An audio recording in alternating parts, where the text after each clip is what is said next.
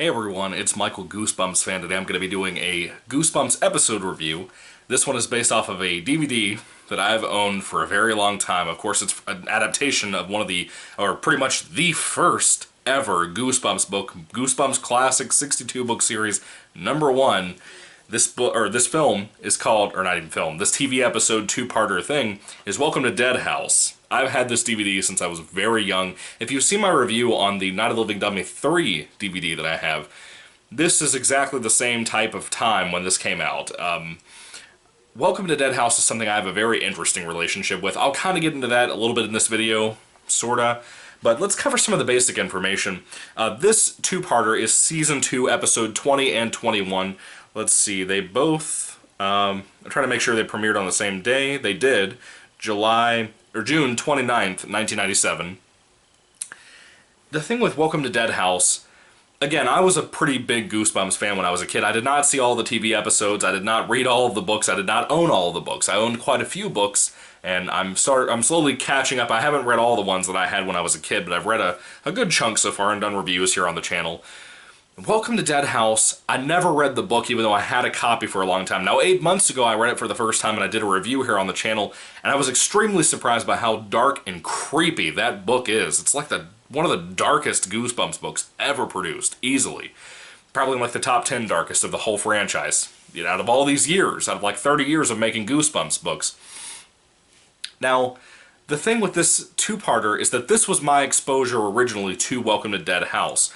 I didn't know anything about the book. I didn't realize how gory and horrific and bloody the book was. Not in the sense of like constant murder left and right or anything like that, but there was a scene involving a flashlight that I will never forget as long as I live. It's one of the most gruesome things ever done in Goosebumps. It's one of the most cool and awesome things ever done in Goosebumps, easily. I would say Welcome to Dead House is one of the best R.L. Stine Goosebumps books from the classic series or anything. It wasn't perfect, as you know from my review, if you've seen my review for the book. But I like the book more than this, but for kind of different reasons. Both are extremely dark. This two-parter is extremely intense and extremely creepy, honestly. It has its flaws. It ain't perfect, but honestly, I love it. I love Welcome to Dead House. I probably watched this DVD, even though I've had it since I got Night of the Living Dummy 3, all those many years ago, back in like the 2000s, like the early 2000s. Even though I had the DVDs around the same time, same thing for Haunted Mask 2, How I Got My Shrunken Head. I had all of those DVDs. I still do. And this one I watched a couple of times. My cousins loved it a lot more than I did, but we were all kind of in agreement back in those days that Haunted Mask 1 and 2 and Night of the Living Dummy 3 were fantastic. They were flawless. They were perfect. Even though I didn't have a DVD of Haunted Mask, the first one, because it didn't exist. It was only on DVD for the second film, or the second two-parter. Halloween, Haunted Mask 2, whatever you want to call it. Anyway, Welcome to Dead House was always extremely fun. And I remember I always liked it. It was very eerie. I grew up on horror movies, so this movie, this TV two-parter DVD thing didn't faze me all that much. But now, where I rewatched it probably a little less than a year ago, I think I rewatched it around the time that I first read the book about 8 months ago, 9 months ago, somewhere in that particular area of time. I rewatched it on DVD because I had just read the book at the time. I wasn't doing Goosebumps episode reviews, so that's why you're getting a review for this out of nowhere all of a sudden. There are a couple of more episodes, I think, that I haven't reviewed, that I've read the book and done reviews here on the channel too, so I'm trying to get at those things piece by piece. Just forgive me for that for the time being. Welcome to Dead House was a lot better than I remember it being. And not just this time around, but the last time I watched it about 9 months ago. Fantastic. Really, really is a good adaptation of the book. It's not a 20-minute long episode, it's two 20-minute long episodes, so about 45 minutes long in length. And I think it does a really good job of summarizing that 110 or 130 page long book. It's very intense, very scary, very eerie. Kids are going to be on the edge of their seat watching this, I think. But then again, I'm like, when I was a kid, where I grew up on horror, maybe if the kids grow up on horror now, especially the newer kind of horror that's always jump scares and stuff, this won't faze them. I mean, it won't even faze them in any way, shape, or form. Because there's not enough happening. There's not blood, there's not gore, because it's Goosebumps. It's a kids' TV show. But Welcome to Dead House there's an atmosphere to this two-parter, and it was directed by William Fruit, of all people, who I thought was really cool too. He did the Attack of the Mutant two-parter, he did the Haunted Mask 2 two-parter as well, did a bunch of stuff, Attack of the Jack-o'-lanterns, that one standalone episode. He did so many different Goosebumps episodes. He and Timothy Bond are, to me, the lifeblood of Goosebumps. They both know how to just utilize so many great utensils to make really good episodes of the show. And I really think that William Fruit really did a great job here. He knocked this out of the park. Now, there are certain parts of the set, like the attic, for example, and the house that the kids go into, which I'll get into the plot in a moment. There are certain things like the attic that I know come from the Night of the Living Dummy 3 set. Like, they use that. I know they do. They had to have. It looks identical. Even the stairwell getting up to that attic is identical. Maybe it's not. Maybe I'm wrong. But it looks identical to me. This is a fantastic, not only adaptation, like I said, but just alone, it's great. It's creepy, it's eerie. There's like a gray filter over most of the episode, because it's supposed to be in like a place called Dark Falls. Basically, a brother and sister, Joshua and Amanda, their family are moving out to this really kind of poor type of house neighborhood area called Dark Falls. And Dark Falls had an incident where they recently had a big factory that pretty much everyone in the town worked at, and everyone lost their jobs, just kind of out of nowhere. So that kind of affected the economy out there, therefore allowing this family, Joshua and Amanda's parents, to get a house very cheap out there that they could take up, and they could try to sell their old house and use, in the meantime, those funds to try to let the dad write the new book that he's working on. And I don't remember how faithful that was to whether that was something that was happening in the book or not. I think I remember reading or hearing some kind of mention to that. But I don't know how faithful that entirely was, because I don't remember the book that well. I remember certain things that stood out for sure, but not little details like that. Anyway, Joshua and Amanda didn't want to move out to this place. Dark Falls.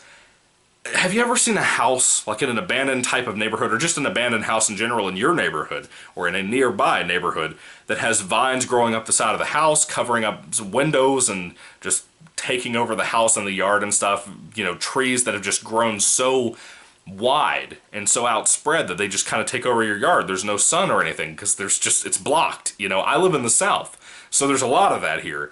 Not like the deep bayou South or anything like that, but I live relatively in the South, close enough, and a lot of my family lives in West Virginia, so they know what it's like. I've seen a lot of that at family reunions where everything is blocked, like sky-wise. Like, you don't see a whole lot of sun because there's so many trees everywhere. It's crazy. I'm not used to that living in the city, but still, this episode really captures the emptiness of that town. It feels like a town.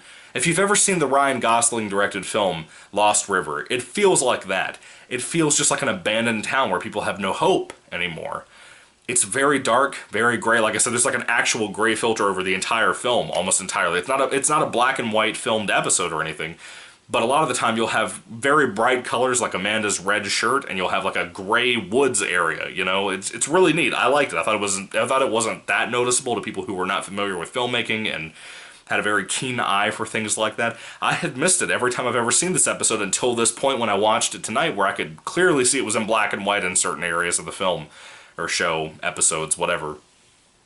But Joshua and Amanda also have a dog named Petey, and Petey is very sketchy, you know, not like from me to you or anything like that. Not like we think he's sketchy. He's sketched out by everything around him. Any kind of neighbors, the guy who sold the house to the family, the realtor, anybody that comes by from this neighborhood bothers this dog, and he freaks out and he kind of just runs away and barks nonstop. Amanda and Joshua don't entirely understand what's wrong, but when they first arrive to the house, Amanda thinks she sees somebody up in the attic of the house looking out. And she ends up going inside with her brother and her family, and they kind of look around, and as reluctant as they are to move into this place, you know, they're trying, at least Amanda is, to try to please the parents. Joshua's always saying something negative, and I understand. I think, by the way, the kid actors and the parent actors, but mainly the dad, were all great. They were really good for what they were doing here. No really lackluster performances, aside from some of the kind of off-to-the-side character kind of cast people, some of the other kids that are in the episode itself that Joshua and Amanda meet. There's a lot of town kids and town folk, for that matter. I really enjoyed watching this and seeing it develop. This is one of the best paced Goosebumps episodes, in my opinion. Easily. It's real fun. It's just, again, there's this atmosphere of just hopelessness, and emptiness is the biggest part of that. And the idea of living in a new house, mind you, I've never moved before. I had a house with my parents one time, once upon a time when I was very young. When I was 10, my parents split up. We moved in with my grandparents. My mom and I did. And the thing is, I've never moved out since. I'm getting married this year. I'll be living at my fiance's apartment when we get married at the time. It'll be my first time living out, like, on my own, you know? So there's, like, this feeling that I can't always connect with people when they say they moved a lot, or they've moved into their first house by themselves, or their first apartment by themselves, like when my fiance moved into her apartment by herself. I couldn't entirely connect with that, because I don't really know how that feels yet in my life. I don't know how I'll react to that. But watching this episode, and when I read the book, I specifically remember, especially in the book, that the feeling that is encapsulated here of Joshua and Amanda dealing with this new move into a place that just feels so eerie. It just feels uncomfortable to live at this place. That's something that gets to me so bad when I watched this episode, and when I read the book too. Like I said, I remember that being a very big prominent element to that book that I enjoyed tremendously. It's something that will get to you. I would willingly argue that Welcome to Dead House could easily be 2 of the best episodes of Goosebumps ever from the TV adaptations of the books and stuff. I haven't seen things like Cry of the Cat because I didn't want to spoil myself yet for when I read the book at some point, God willing. But when it comes to Welcome to Dead House, this is fantastic. Everything from the neighborhood. I know the 2-parters typically have a bigger budget. Like what I said about Night of the Living Dummy 3. Night of the Living Dummy 3 feels like a feature film when you watch that 2-parter. When you watch this, it feels like a feature film. That's why I keep calling it a film for whatever reason off the top of my head. There's a lot of love given to George Romero's Night of the Living Dead also. Not that this is a zombie thing or anything, but it just kind of has this respect for that. You feel that a lot at times too, and I really respect that, especially with the kind of grayer elements to the movie. Or episodes, excuse me. It just has so much going for it, and it's so much fun. I love Petey the dog. I love Amanda and Joshua's characters. I think the actor and actress did that very well. Again, I love the guy who plays the dad. I think he was very great. I love in the third act when he's trying to save his family. He's trying to protect them. It's what a dad should be like, and you don't see a whole lot of that in Goosebumps. You don't really see a lot of the parents dealing with things. You see a lot of the kids dealing with things. Very interesting spin on that here, and I really like that about it. The neighborhood stuff is fun. I love when Joshua and Amanda are walking around exploring the neighborhood and trying to say hello to neighbors and stuff every once in a while. Again, that emptiness, it just resounds, and it's creepy. It's just abandoned and creepy, and I love every second of it. That's what makes this episode so rewatchable, in my opinion. Again, if you love Night of the Living Dummy 3, if you love the 2 Monster Blood episodes, which are kind of a 2-parter, but kind of not at the same time. They don't really count as a 2-parter, but they kind of do, because the end of the first episode is the beginning of the second episode. For all of these big 2-parter things, I would say Welcome to Dead House could easily be like in the top 10 Goosebumps episodes for me. It has aged so well, in my opinion. It doesn't just feel like a 90s thing. It doesn't just feel like a 90s Goosebumps thing. It's one of those things like Night of the Living Dummy 3 that have aged so well that I could literally see myself watching this every Halloween or something. It is just magnificently made. In the crafting of it, the area that they filmed in, I don't know where they filmed this at in Canada, but it was fantastic looking. The whole Dark Falls area was so spooky and so great. I love it. I think it feels like the book. And that's the biggest thing that surprised me. A lot of these Goosebumps episodes do not feel like the books a lot of the time. Or they have to be better than the books sometimes, and sometimes they're not. Sometimes they're very rushed, especially with the 20-minute long episodes. This does not have that problem. This is not rushed. It feels perfectly paced. It does such a good job of being a representation of that first ever Goosebumps book that started this whole thing. If it had not been for that first book, if it had not been for R.L. Stine, you wouldn't see me here making videos here about Goosebumps. It's something that I think William Fruit clearly took with a very big appraisal for the books and for R.L. Stine, and he tried to make something special, and I really think, genuinely, that William Fruit did a really good job with this. So William Fruit, for whatever reason, like I said in my previous video, if you happen to come across this review and you see me talking about this, thank you. Thank you for what you've done here. Thank you for being very respectful to the material, for doing what you did here. I think it's fantastic. It's such a good kids horror type thing to watch. Again, Haunted Mass 2, better than this. Attack of the Mutant, arguably better than this. But this is really great. This is really great. Anyway, guys, what are your thoughts on Welcome to Dead House, the TV 2-parter episode, adaptation, whatever, from the old TV show for Goosebumps. I'd love to hear what you have to say down below. I love the episodes like this. The two-parters are always really special. Almost always. They're really, really fun, very unique, very enjoyable. I would love to hear your thoughts down below, guys, on what you think about Welcome to Dead House, whether it be the book, the TV episodes, all that stuff. What did you think about my review? Do you agree with me? Do you disagree with me? Put all your thoughts down below. Thank you for watching. May the Lord Jesus Christ bless you guys today. Oh, by the way, I have to rate the thing. Again, it's not entirely perfect. The whole grayscale thing is kind of an issue, because sometimes it looks kind of sloppy. Sometimes it's very noticeable when you see somebody go from being in color to just being gray. You know, they didn't just use makeup on people's faces. Sometimes they did, but they would like literally grayscale the film. I guess digitally. I don't know. But even so, it ain't perfect, but I can get over those nitpicks of mine and those small flaws to really enjoy and embrace what this was. If I had to rate Welcome to Dead House on a 5-star basis, I would easily give this a 5 out of 5. It is freaking fantastic. It's one of my favorite Goosebumps things. I'm glad that I've grown to appreciate this more. I'm curious about certain things like How I Got My Shrunken Head. Never liked that two-parter, or I don't know if it was a standalone or a two-part. I think it was a two-parter though. If they were on these DVDs, I'm pretty sure they were always two-parters.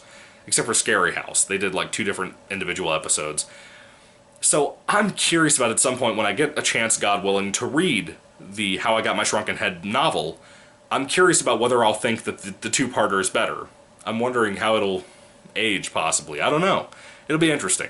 So hopefully it'll be good. And again, if you haven't seen this and you haven't read the book even, I don't think it matters which one you start with. I think you'll love it. I think, excuse me, I think you could appreciate this more if you didn't see the book first, or if you didn't read the book first. Maybe I'm wrong about that. Maybe if you read the book and you love it, maybe this is a relatively good adaptation aside from not being as gruesome as the book. But I think it's a really faithful adaptation. I think it's really good. Not that I'm one of these people that are like an elitist, like it has to be a Puritan type thing where it has to be exactly like the book. I'm not like that. I appreciate well-made media as an adaptation.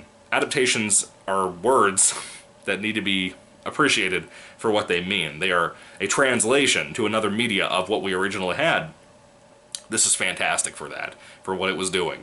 Anyway, what are your thoughts, guys? Put them down below. What are your ratings for this? I would love to hear your thoughts down below, guys. Again, this is one of the really special episodes that I love to hear people talk about. Same thing with for the book, too, because the book is so surprising with how horrific it is and how creepy it is.